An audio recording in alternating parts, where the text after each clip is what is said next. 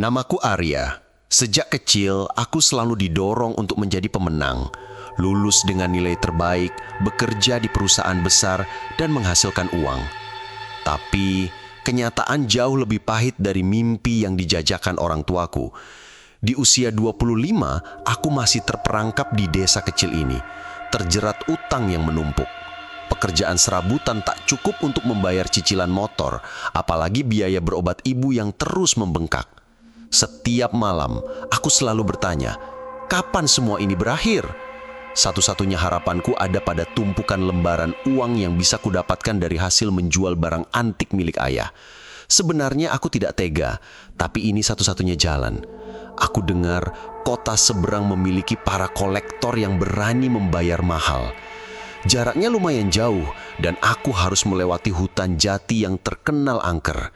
Penduduk desa sering bercerita tentang hutan itu. Mereka bilang ada entitas gaib yang bisa menyesatkan siapa saja. Mereka menyebutnya pasar setan, sebuah pasar gaib yang muncul dan menghilang sesuka hati. Konon siapapun yang tersesat di sana akan dihadapkan pada pilihan mengerikan. Tapi aku tidak percaya, itu hanya cerita, omong kosong untuk menakut-nakuti anak kecil. Semakin hari, utangku semakin mencekik. Ancaman dari para penagih utang pun semakin sering kudengar. Aku merasa seperti tenggelam, dan satu-satunya oksigen adalah uang. Aku harus mengambil resiko ini. Aku harus pergi ke kota seberang, menjual barang-barang ini, dan melunasi semuanya. Besok pagi, aku akan berangkat. Malam itu, sebelum tidur, aku menatap langit-langit kamarku yang retak. Aku membayangkan sebuah kehidupan baru di mana aku bisa bebas dari jeratan utang dan bisa memberikan yang terbaik untuk ibu. Aku tahu banyak hal yang bisa terjadi di perjalanan, tapi aku tidak punya pilihan lain. Aku sudah terlalu jauh tenggelam dan ini satu-satunya jalan pintas yang bisa kutempuh. Keesokan harinya, fajar menyingsing. Dengan ransel berisi barang antik ayah dan hati yang penuh harap, aku melangkah keluar rumah. Jalan setapak menuju hutan jati sudah menunggu. Angin semilir menyapa seakan ingin memberikan peringatan. Aku hanya tersenyum kecut, tidak mengindahkan pertanda buruk itu. Aku yakin ini akan menjadi akhir dari semua masalahku. Aku melangkah semakin dalam ke dalam hutan jati. Awalnya, jalannya masih jelas. Namun perlahan, semak belukar mulai merapat, dan pepohonan seolah berdiri lebih dekat satu sama lain, membentuk dinding hijau yang mencekik. Matahari yang tadinya bersinar terang, kini hanya menyisakan celah-celah kecil, membuat suasana menjadi temaram dan dingin. Aku merasakan firasat aneh. Udara di sekitarku terasa lebih berat, dan suara-suara alam yang seharusnya ramai, kicauan burung, desiran angin, mendadak senyap. Hanya ada suara napasku yang menderu, beradu dengan detak jantungku yang semakin cepat. Aku mencoba mengikuti kompas di ponselku, tapi anehnya, layarnya hanya menunjukkan arah yang acak, terus berputar-putar tanpa henti. Panik mulai merayap. Aku berjalan lebih cepat, berharap segera menemukan jalan keluar. Tapi, setiap kali aku merasa sudah menemukan jalan yang benar, aku selalu kembali ke tempat yang sama, pohon jati tua dengan ukiran wajah yang samar. Keringat dingin membasahi punggungku. Aku mulai bergumam, memanggil-manggil nama Tuhan, berharap keajaiban datang. Namun, yang kudapat hanyalah tawa kecil yang terdengar dari balik pepohonan. Tawa itu serak dan berbisik seolah mengejek kepanikanku. Aku menoleh, tapi tidak ada siapa-siapa. Aku berteriak, meminta jawaban. Tidak ada. Tiba-tiba, dari kejauhan, aku melihat secercah cahaya yang berkedip-kedip seolah memanggilku. Bukan dari senter atau obor, melainkan cahaya yang berpendar dengan warna kekuningan, seperti cahaya lilin di kegelapan. Sebuah harapan, aku berlari, mengabaikan rasa lelah dan menuju ke arah cahaya itu. Pohon-pohon yang tadinya rapat, kini memberi jalan, seolah membuka pintu untukku. Aku semakin yakin ini adalah jalan keluar. Namun, aroma aneh mulai tercium. Bukan aroma tanah basah, tapi aroma melati dan kemenyan, yang semakin lama semakin pekat. Aku Aku tiba di sebuah tanah lapang dan di hadapanku pemandangan yang tak masuk akal terbentang. Bukan jalan raya, bukan perkampungan, melainkan sebuah pasar. Pasar itu dipenuhi orang-orang yang sibuk bertransaksi. Tapi ada yang aneh. Mereka tidak berbicara, hanya berbisik. Wajah mereka pucat dan mata mereka kosong. Aku merasakan kengerian yang menusuk. Ini bukanlah pasar biasa. Seorang wanita tua dengan senyum misterius mendekatiku. Ia menunjuk ranselku dan bisikannya terdengar nyaris tak berwujud. "Kamu mencari uang, nah? Di sini kamu bisa mendapatkan lebih dari yang kamu bayangkan." Jantungku berdebar kencang. Aku tahu aku harus lari, tapi kakiku terasa lumpuh. Tangan wanita tua itu mengulur, jarinya yang kurus menunjuk ke arah ranselku. "Kamu mencari uang, nak? Di sini kamu bisa mendapatkan lebih dari yang kamu bayangkan."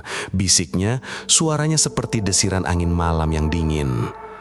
Aku ingin mundur, lari sekencang-kencangnya, tapi kakiku seolah terpaku di tanah. Rasa penasaran bercampur ketakutan menguasaiku. Apa yang kalian jual?" tanyaku. Suaraku bergetar. Wanita tua itu tersenyum, menampilkan deretan gigi yang hitam. "Semua yang kamu inginkan, kekayaan, kekuasaan, bahkan cinta." Di sekitarku, bisikan-bisikan lain mulai terdengar. Tiba-tiba, seorang pria paruh-baya dengan mata yang cekung mendekat. "Dia menjual kekuasaan, nak. Dia menawarkan jabatan dan kehormatan yang takkan pernah bisa kamu raih." Ia menunjuk ke arah seorang pria lain yang wajahnya pucat pasi, sedang menukar sebuah cincin dengan sebuah benda yang berkilauan aneh. "Dan aku," kata seorang wanita muda yang tampak cantik, tapi dengan senyum yang tidak wajar, "aku menawarkan kebahagiaan, kebahagiaan yang abadi tanpa akhir." Mereka semua menatapku. Tatapan mereka kosong, tapi penuh dengan keinginan yang mengerikan. Aku merasa seperti objek yang sedang dinilai, daging yang siap disantap. Aku hanya ingin uang," bisikku, berharap mereka membiarkanku pergi. "Aku ingin menjual barang-barang ini." Aku membuka ranselku, menunjukkan beberapa barang antik milik ayah. Wanita tua itu tertawa. Suara tawa itu serak dan menusuk telinga. "Barang-barang ini tidak ada harganya di sini, nak. Di sini yang berharga adalah jiwa." Dek, jantungku serasa berhenti berdetak. "Kau bisa mendapatkan kekayaan tak terbatas dengan satu syarat. Serahkan satu bagian dari dirimu." Aku menggeleng kuat-kuat. "Tidak, aku tidak mau. Aku mau keluar dari sini." Aku berbalik, mencoba lari, tapi semua jalan seolah tertutup. Pohon-pohon yang tadinya memberi jalan kini berdiri kokoh tak bergerak. Wajah-wajah pucat itu membentuk lingkaran di sekelilingku. Bisikan-bisikan itu semakin kencang, berubah menjadi bisikan-bisikan yang menakutkan, memaksaku untuk tetap di sana. "Pilihan ada di tanganmu, nak." Suara wanita tua itu menggema di telingaku. "Masuk ke dalam atau selamanya terjebak di sini." Mataku beralih ke ranselku, lalu ke wajah ibuku yang terbayang di benakku. Wajahnya yang kelelahan, batuknya yang tak kunjung sembuh, utang-utang yang menumpuk. Aku bimbang, apakah aku harus mengambil resiko ini atau menyerah dan terperangkap di hutan terkutuk ini selamanya. Aku menatap wanita tua itu. Matanya yang kosong seolah menembus relung jiwaku. Di sekelilingku, bisikan-bisikan itu semakin kuat. Mereka memanggil namaku, membisikkan janji-janji palsu, dan mengancam jika aku berani menolak. Aku merasakan hawa dingin merayap dari kakiku hingga ke ubun-ubun. Keputusanku harus segera diambil. Utang ibu, biaya rumah sakit, wajah ayah yang terpampang di barang-barang antik yang kubawa, semua itu berkelebat di benakku. Aku tidak punya pilihan. Daripada mati kelaparan di hutan ini, lebih baik aku mengambil resiko dan bertransaksi dengan kegelapan. Dengan langkah ragu, aku maju. Lingkaran yang dibentuk oleh para pedagang itu terbuka, memberikan jalan. Aku memasuki pasar itu sepenuhnya. Udara di dalam terasa lebih pekat dan aroma kemenyan yang memabukkan membuatku sedikit pusing. Wanita tua itu tersenyum lebar. Ia menunjuk ke sebuah lapak yang dipenuhi benda-benda aneh. Kalung dari tulang, patung-patung kecil dengan wajah seram, dan kain-kain yang berbau anyir.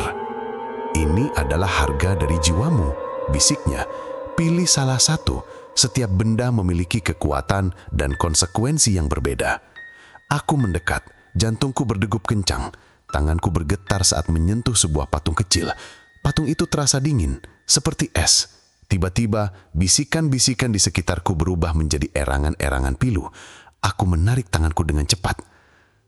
"Ambil ini," kata seorang pria di lapak sebelah. Ia menyodorkan sebuah cermin kecil.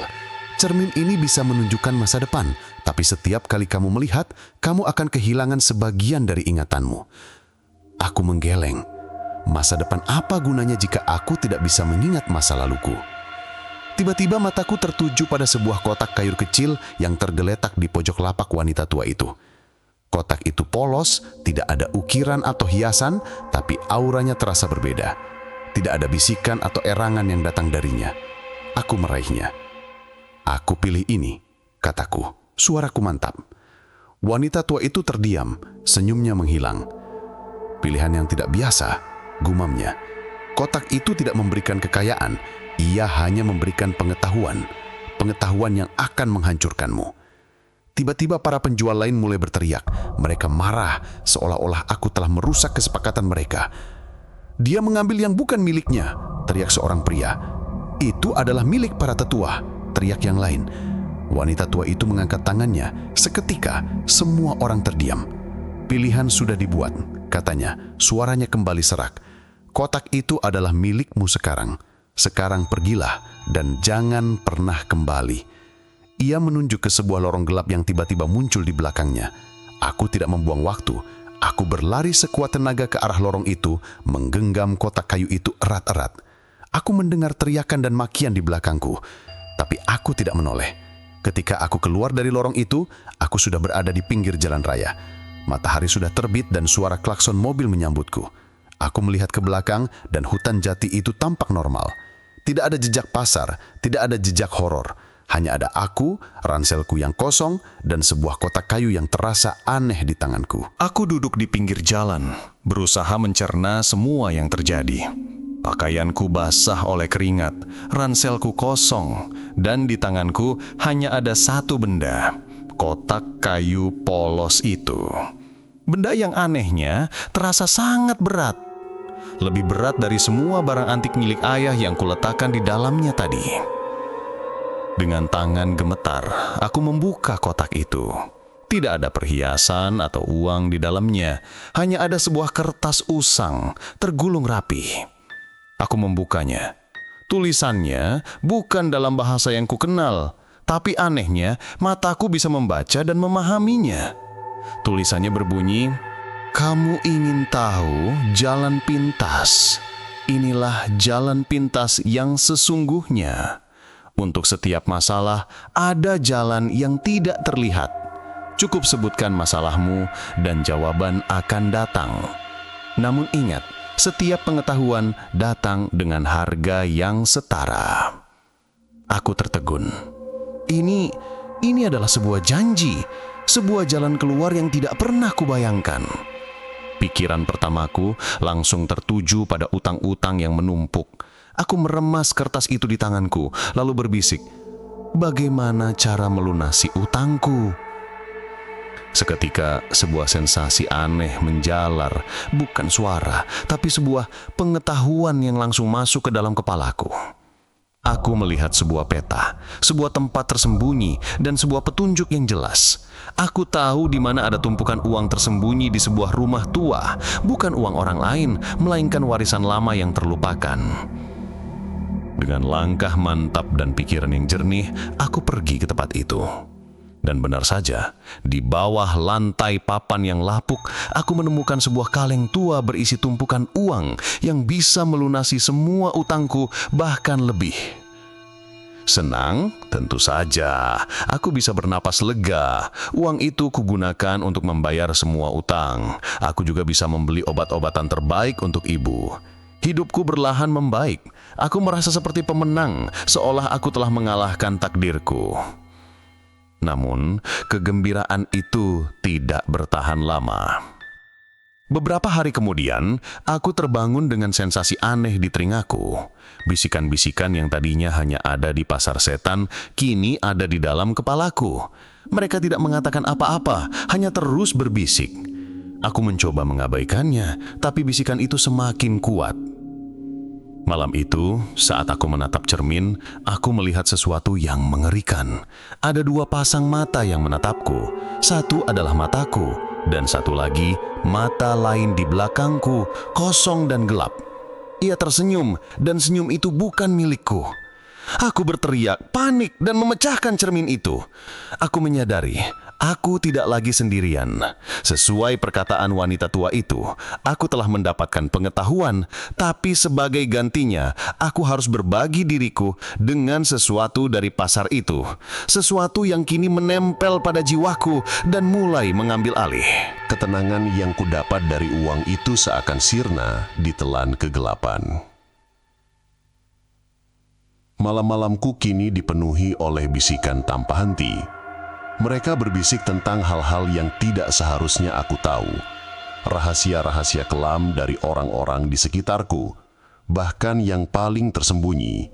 Aku tahu kapan tetangga akan jatuh sakit, kapan tukang sayur di ujung gang akan kehilangan dagangannya, dan kapan sebuah kecelakaan akan terjadi. Pengetahuan ini tidak hanya mengganggu, tapi juga menyesakkan. Bisikan itu semakin lama semakin kuat, tidak hanya menjadi informasi, tetapi juga perintah. Pergi ke sana, ambil itu, berikan ini. Mereka memaksaku melakukan hal-hal yang tidak masuk akal. Ketika aku menolak, rasa sakit yang luar biasa menjalar di kepalaku, seolah ada jarum-jarum tak terlihat yang menusuk-nusuk otakku. Aku mencoba mencari bantuan. Aku pergi ke seorang ustadz di desa sebelah. Dia menatapku dengan tatapan kasihan. Nak, kamu tidak hanya membawa masalah dari luar, kamu membawa sesuatu yang menempel pada jiwamu. Entitas itu, ia haus akan energi dan jiwa. Semakin kamu menggunakan pengetahuan itu, semakin kuat ia, dan semakin cepat ia akan menghabisimu. Aku kembali ke rumah dengan hati hancur. Bisikan itu menertawakan ketakutan dan keputusasaanku. Kau pikir bisa lari dari kami? Kami adalah bagian dari dirimu sekarang, bisik mereka. Suaranya terdengar seperti gabungan ribuan suara yang menyakitkan. Aku mencoba melepaskan diri dari kotak itu.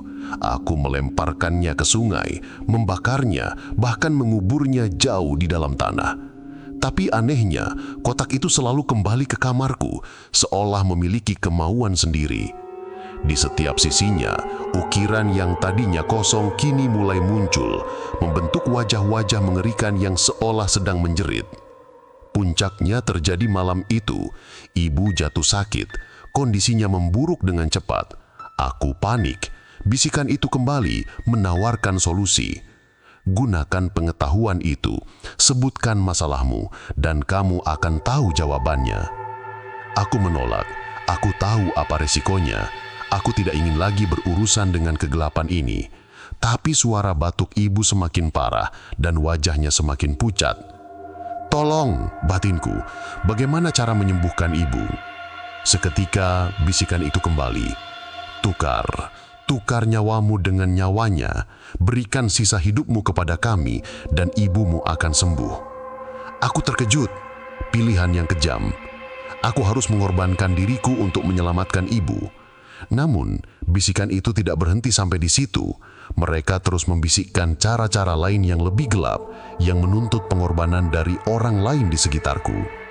Aku merasakan diriku terbelah. Satu sisi ingin menolong ibu dengan cara apapun, sisi lain menolak keras untuk terjebak lebih jauh dengan entitas mengerikan ini. Dan yang paling mengerikan, suara-suara itu kini bukan hanya bisikan, tetapi juga sebuah pikiran yang terasa seperti milikku sendiri. Aku tidak bisa lagi membedakan antara keinginanku dan keinginan entitas itu. Aku menatap ibu yang terbaring lemah. Batuknya kini terdengar seperti lolongan dan nafasnya tersengal-sengal. Di sisi lain, bisikan itu terus menghasut. Tukar nyawamu dengan nyawanya. Berikan sisa hidupmu kepada kami dan ibumu akan sembuh. Pikiran itu begitu menggiurkan, tapi juga mengerikan. Di antara semua hasutan, sebuah ide muncul. Bukan dari bisikan itu, melainkan dari sisa-sisa kesadaranku. Sebuah ide gila. Jika aku harus bertransaksi, aku akan bertransaksi dengan cara yang berbeda. Aku akan melukai entitas itu, bukan hanya diriku sendiri. Aku mengambil pisau dapur, tanganku gemetar, bukan karena takut, melainkan karena perlawanan yang datang dari dalam diriku. Bisikan itu menjerit, menolak, menyakitiku dari dalam. Aku mengabaikannya. Aku akan mengorbankan diriku, bisikku pada diriku sendiri, tapi aku tidak akan memberikan sisa hidupku. Aku membuat luka sayatan kecil di telapak tanganku, darah segar menetes, dan seketika jeritan bisikan itu semakin kencang, berubah menjadi lolongan yang menyakitkan. Aku mengambil pisau itu dan menancapkannya ke dalam kotak kayu itu, tepat di tengah-tengah ukiran wajah mengerikan yang kini terlihat jelas. Jeritan dari dalam kotak itu membuatku hampir pingsan. Aku merasa diriku ditarik, seolah ada tangan-tangan tak kasat mata yang mencoba mengoyak jiwaku. Aku merasakan sesuatu mengalir keluar dari tubuhku, bukan darah, tapi sesuatu yang gelap dan kental. Kotak itu bergetar hebat, ukiran wajah di permukaannya seolah hidup, melotot dan menjerit. Aku terus menahannya, melawan rasa sakit yang luar biasa. Tiba-tiba, kotak itu terdiam, getarannya berhenti, dan wajah-wajah yang tadinya hidup kini kembali menjadi ukiran mati yang kosong. Aku roboh ke lantai, kelelahan. Bisikan itu lenyap, digantikan dengan keheningan yang menakutkan. Aku tidak tahu apakah aku berhasil, ataukah ini hanyalah tipuan lain dari entitas itu. Namun, ketika aku melihat ke arah ibu, wajahnya tidak lagi pucat. Nafasnya teratur dan batuknya berhenti. Ibu tertidur pulas, seolah tidak pernah sakit. Aku berhasil, tapi dengan cara yang tidak aku pahami. Aku telah melukai entitas itu, tapi aku juga telah mengikat diriku lebih kuat dengannya. Aku telah mengorbankan sesuatu yang lebih dari sekedar uang atau pengetahuan. Aku telah mengorbankan sebagian dari jiwaku. Kini, kotak kayu itu kembali terasa dingin dan berat, namun bisikan-bisikan itu telah berhenti. Aku mengambil nafas dalam-dalam. Pertempuran pertama telah usai, tapi aku tahu ini bukan akhir. Entitas itu terluka, tapi tidak mati. Ia akan kembali, dan kali ini ia akan menuntut lebih dari sekedar pengetahuanku. Ia akan menuntut jiwaku. 3 hari berlalu. Ibu pulih sepenuhnya, seolah tidak pernah sakit. Dokter bilang itu sebuah keajaiban. Aku tahu itu bukan keajaiban. Itu adalah hasil dari pengorbanan yang kubuat. Keheningan yang menakutkan kini menggantung di udara, menggantikan bisikan-bisikan yang tak henti. Aku pikir aku telah menang. Aku salah. Kotak kair itu tidak kembali ke tempatnya, tapi aku melihat bayangan-bayangan hitam itu lagi. Kali ini, mereka tidak hanya bergerak di sudut mataku. Mereka berdiri di samping tempat tidurku, di pojok ruangan, bahkan di belakang punggungku saat aku bercermin. Mereka tidak bersuara, hanya menatapku dengan mata kosong yang gelap. Kemudian hal-hal aneh mulai terjadi. Barang-barang di rumahku mulai bergerak sendiri. Lampu menyala dan mati. Pintu-pintu terbuka dan tertutup dengan suara keras, meskipun tidak ada angin. Ibu, yang tidak bisa melihat bayangan-bayangan itu, mulai ketakutan. Ia mengira rumah ini berhantu. Ada yang tidak beres, Nak, katanya suatu malam. Matanya dipenuhi ketakutan. Aku merasakan ada sesuatu di sini, sesuatu yang jahat. Aku tidak bisa memberitahunya kebenarannya. Aku tidak ingin membuatnya lebih khawatir. Aku hanya bisa memeluknya dan meyakinkannya bahwa semuanya akan baik-baik saja. Namun aku tahu itu adalah kebohongan. Suatu malam, aku terbangun karena suara yang familiar. Bukan bisikan, tapi suara lolongan. Lolongan itu datang dari luar rumah, dari arah hutan jati. Lolongan itu bukan suara binatang, melainkan suara ribuan suara yang terluka, marah, dan penuh dendam. Lolongan itu memanggil namaku. "Arya, Arya!" teriak mereka. "Kau menyakiti kami. Kami akan menghabisi semua yang kau cintai." Aku panik. Aku mengunci semua pintu dan jendela, tapi aku tahu itu tidak akan berguna. Mereka bukan entitas fisik, mereka adalah bagian dari jiwaku. Tiba-tiba, suara lolongan itu berhenti.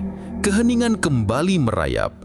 Aku menghela napas lega, tapi kemudian aku mendengar suara langkah kaki dari dalam rumah. Langkah kaki itu berat, menyeret dan semakin lama semakin mendekat ke kamarku. Aku mengambil pisau dari bawah tempat tidur. Tanganku gemetar. Aku melihat ke arah pintu. Gagang pintu berputar. Perlahan-lahan, pintu itu terbuka. Bukan bayangan yang masuk, melainkan wujud-wujud mengerikan yang terbuat dari kabut hitam dengan mata merah menyala. Mereka adalah para penjual dari pasar setan, dan mereka datang untuk membalas dendam. Mereka tidak lagi menawarkan kekayaan atau pengetahuan. Mereka hanya menuntut satu hal, jiwaku. "Kau telah melanggar perjanjian," bisik salah satu dari mereka, suaranya serak. "Kau telah menyakiti kami. Sekarang saatnya untuk membayar." Aku berdiri di ambang pintu, pisau di tangan, dan jantungku berdegup seperti genderang perang. Di hadapanku, wujud-wujud kabut hitam itu bergerak perlahan. Mata merah mereka menyorot tajam ke arahku. Aku tahu pisau ini tidak akan melukai mereka. Tapi aku tidak akan menyerah. "Kau pikir kau bisa menang, Arya?" bisik salah satu wujud. Suaranya seperti bisikan serak yang memuakan. "Kami adalah bagian dari dirimu. Setiap pengetahuan yang kau ambil, setiap masalah yang kami selesaikan, mengikatmu pada kami." Aku melihat ke arah ibu yang masih terlelap. Aku tidak akan membiarkan mereka menyentuhnya. "Kalian tidak akan menyentuh ibu," teriakku. Suaraku pecah. "Aku yang kalian inginkan, bukan dia." Para wujud itu tertawa. Suara tawa mereka dingin dan tanpa emosi. "Oh, kami tahu. Tapi bagaimana jika kami menyakitinya? Bagaimana jika kami menghancurkan semua yang kau cintai satu persatu, sampai kau tidak punya apa-apa lagi selain kami?" Mereka mulai bergerak maju. Aku mundur dan mundur sampai punggungku menabrak dinding. Aku tidak bisa lari. Aku tidak bisa melarikan diri dari diriku sendiri. Tiba-tiba, aku teringat sesuatu. Kotak kayu itu. Dimanapun aku membuangnya, ia selalu kembali. Ada sesuatu di dalamnya yang mengikatku dan mungkin juga mengikat mereka. Jika mereka adalah bagian dari diriku, maka mereka juga terikat pada kotak itu. Aku menyadari, aku tidak bisa melawan mereka dengan fisik. Aku harus melawan mereka dengan cara yang sama seperti mereka mengikatku, melalui pengetahuan. Aku menutup mataku. Aku mencoba fokus, mengabaikan ketakutan dan kebencian yang mereka pancarkan. Aku memikirkan apa yang terjadi di pasar setan. Mereka menjual pengetahuan. Mereka ingin aku mengambil itu, menggunakan itu untuk menyelesaikan masalahku, sehingga aku akan terikat pada mereka. Tapi, apa jika aku tidak lagi butuh pengetahuan itu? Aku berbisik, bagaimana cara melepaskan diri dari kotak ini? Seketika, jeritan-jeritan dari para wujud kabut hitam itu pecah. Mereka menyakitiku dari dalam, mencoba menghentikanku untuk mendapatkan jawaban. Aku merasakan sakit yang luar biasa, seolah ada 1000 jarum yang menusuk kepalaku. Tapi aku tidak berhenti. Aku terus mengulangi pertanyaan itu. Bagaimana cara melepaskan diri dari kotak ini? Bagaimana cara melepaskan diri dari kalian? Secara perlahan, sebuah pengetahuan baru muncul. Ini bukan tentang bagaimana cara menghancurkan kotak itu, tapi tentang bagaimana cara mengembalikannya ke tempat asalnya. Kembali ke hutan jati, kembali ke pasar setan. Para wujud kabut itu menjerit, "Tidak, jangan! Itu bukan bagian dari perjanjian. Kami akan membunuhmu."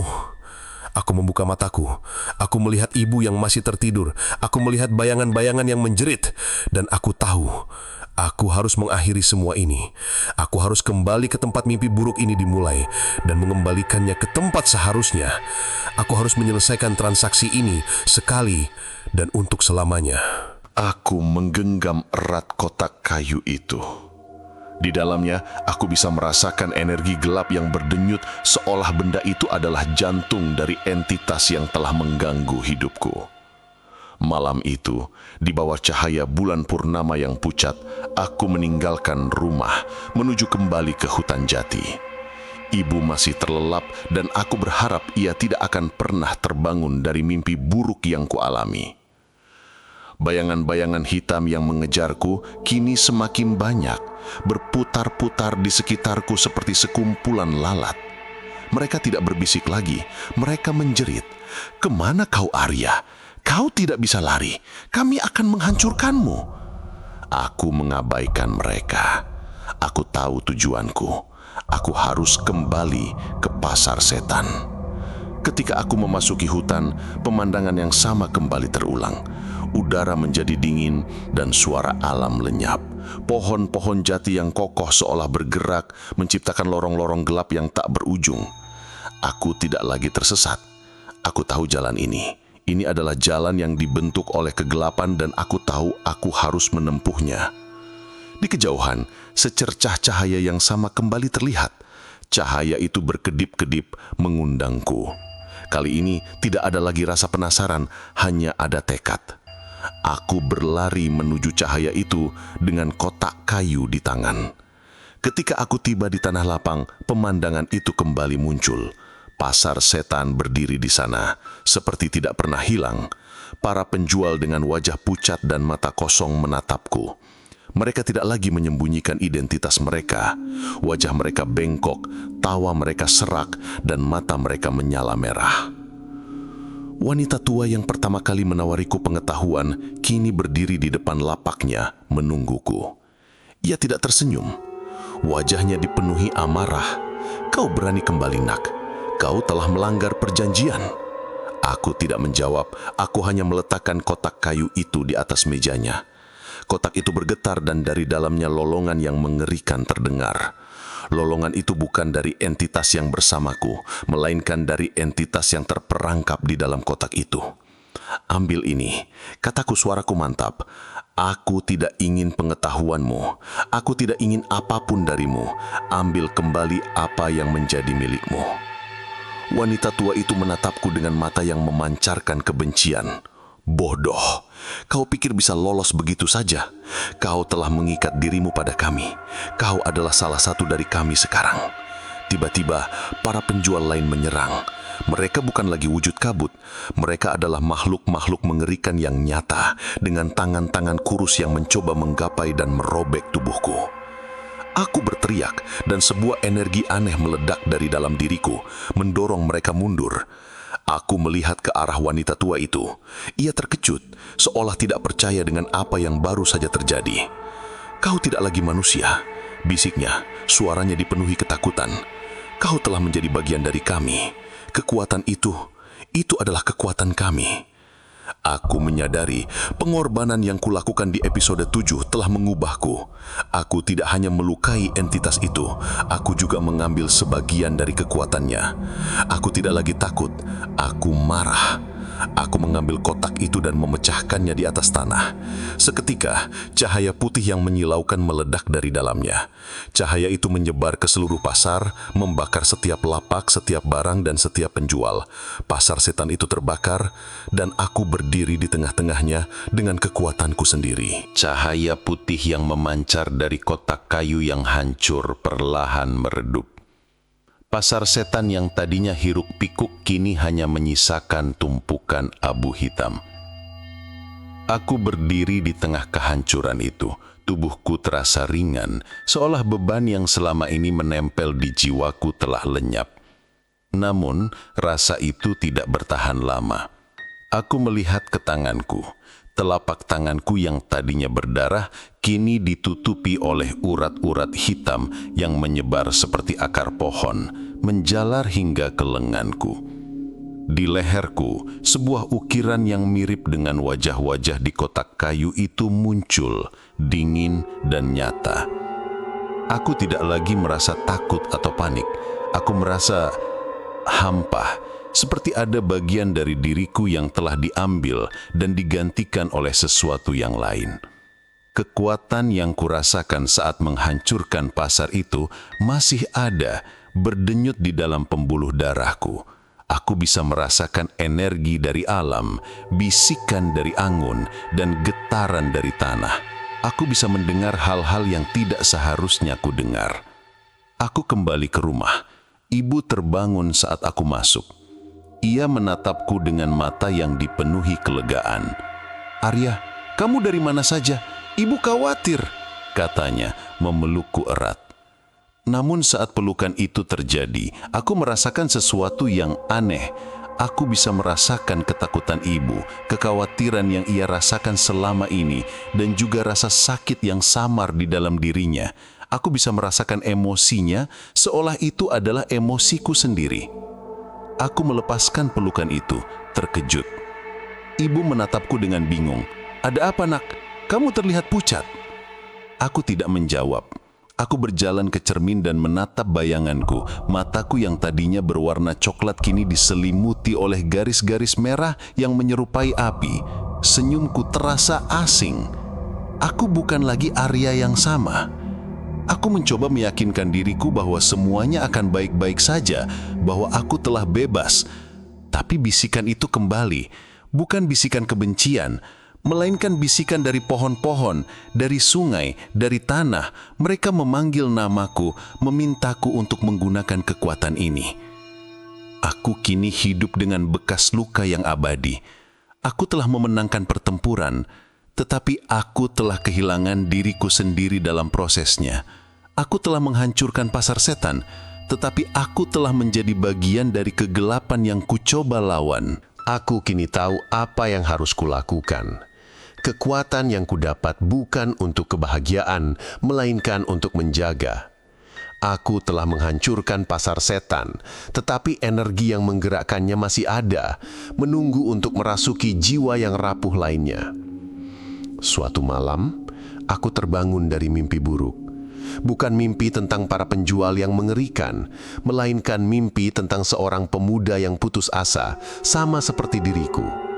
Ia tersesat di hutan jati, mencari jalan pintas, dan matanya dipenuhi dengan keputusasaan yang familiar. Aku tahu, ia sedang menuju ke tempat yang sama, ke sisa-sisa pasar setan. Aku tidak bisa membiarkannya.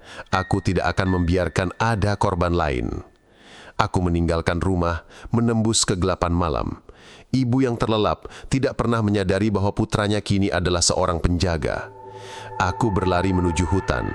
Urat-urat hitam di tanganku bersinar samar, dan mataku memancarkan cahaya merah yang tak lagi kupahami.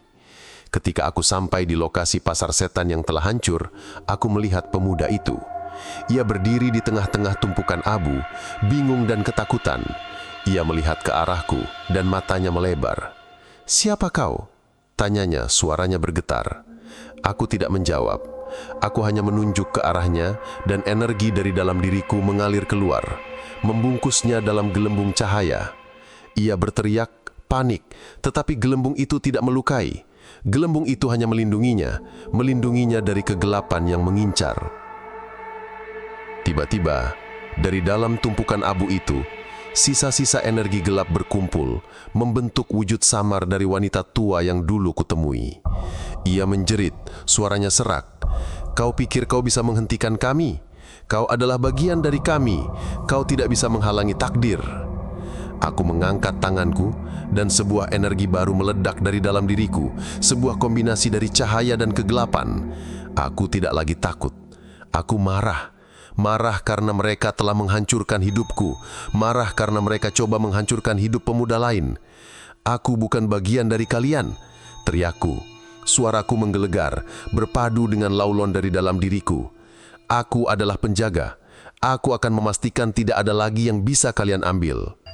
Aku mengalirkan seluruh kekuatanku, dan sisa-sisa energi gelap itu menjerit, melaung, dan menghilang, melebur menjadi ketiadaan. Tanah bergetar, dan dari dalam tanah, akar-akar pohon baru muncul, mengikat sisa-sisa energi itu, menjebaknya selamanya di dalam bumi. Aku kembali menatap pemuda itu. Gelembung cahaya di sekitarnya menghilang. Ia menatapku dengan mata yang penuh ketakutan, lalu ia lari, tidak menoleh ke belakang. Aku tahu, ia akan menceritakan kisah ini, kisah tentang sang penjaga hutan, tentang seorang pemuda yang tidak lagi manusia, yang mengorbankan segalanya demi melindungi orang lain dari nasib yang sama. Aku tersenyum, senyum pahit yang tidak lagi terasa asing. Aku adalah pasar setan itu sendiri. Aku adalah penjaga yang tidak tidur, yang selamanya terikat pada tempat ini, mengawasi setiap jiwa yang tersesat, memastikan tidak ada lagi yang jatuh ke dalam lubang yang sama. Aku telah memenangkan pertempuran, tetapi aku telah menjadi medan pertempuran itu sendiri. Dan ini adalah takdirku.